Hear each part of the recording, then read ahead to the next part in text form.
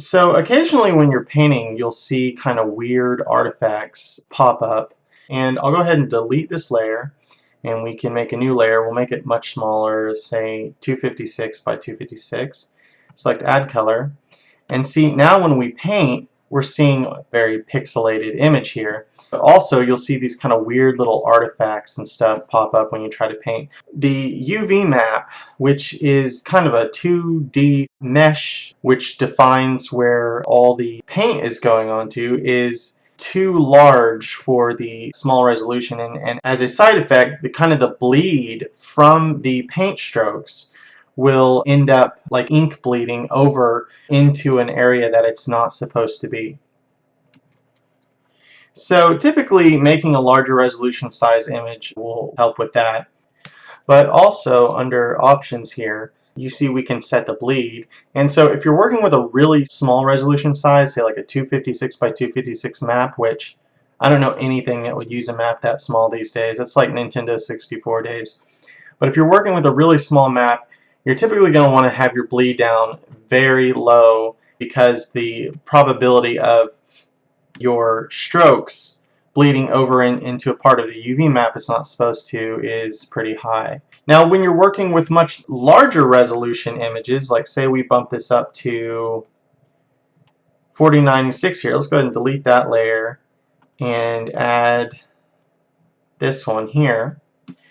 When you're working with a larger layer, kind of the opposite problem can happen, where your bleed will be too small and the paint stroke actually won't reach to the edges of the UV map. As you can see here, the bleed jumped up to 16 when we created a 40 by 96 map. That's because ZeroBrush has built into it a bleed fixing algorithm which increases the size of the bleed with the size of the map, because kind of the opposite problem will happen there. To illustrate, if I were to turn this bleed down to 0 with this really large map and we try to paint, then we'll get these terrible kind of lines.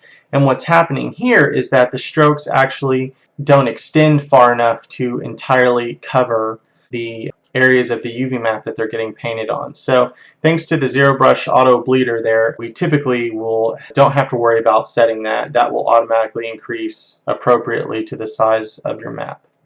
Okay, so let's go ahead and delete that map, and I'm going to enter a value of 1024 just to make another standard one here. When I paint over like this, you'll see that it didn't entirely get the edge there, and that actually has to do with this value here, which tells Blender to what extent of the horizon of the face that we're painting on do we want it to go past. So 80 is a pretty good default value, as it gives us a little bit of a blur on our horizon instead of just like a sharp nasty edge, so we can just kind of rotate around and paint like that. So right now we have a subdivision surface modifier on this monkey head, and this is also helpful for painting because occasionally the paint stroke won't be able to see past the polygon it's painting on. So if I hit this to hop out of full screen and I turn off the visibility of the effect of this subsurf modifier, for instance, and I start painting on here, you'll see now that I'm dealing with the base low poly mesh here, there's lots of little areas of the actual polygon that are blocking this paint going on. So typically, actually, if you can afford it resources wise, having a pretty high resolution subsurf or multi-res modifier on your object actually helps with smoother results of painting. As you see, when we do that there, no area of it is blocked.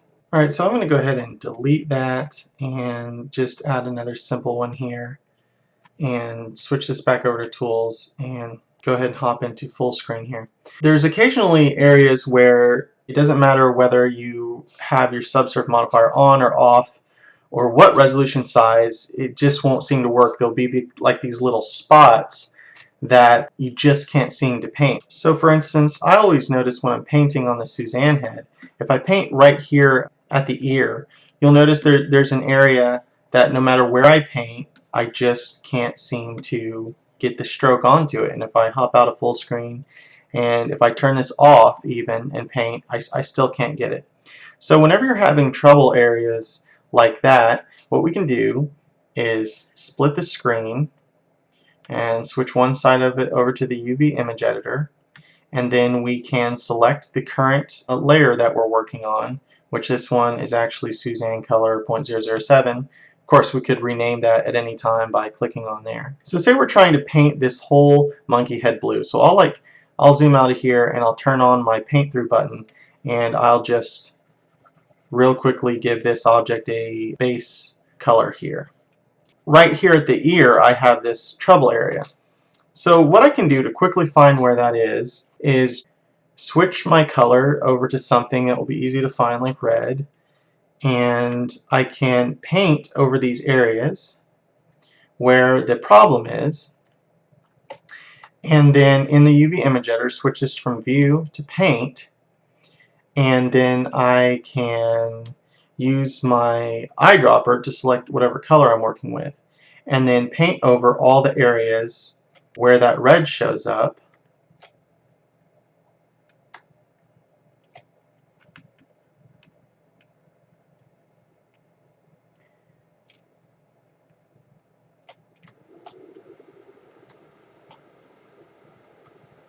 And as you can see, I was able to knock out that area. And then over here we have a little problem, so I'll switch this over to red, paint right around it, and then we see where these problem areas have popped up here. I'll select my eyedropper, select whatever color, or I could use a clone brush and then just clone whatever texture I was using in a like manner if you're not painting with a solid color but a texture brush. And there we go. So in that way we can, if we've got to get really militant about it, we can knock out these little trouble areas. So thanks for watching. I hope you enjoyed, and I hope you keep creating really cool stuff with Blender and ZeroBrush.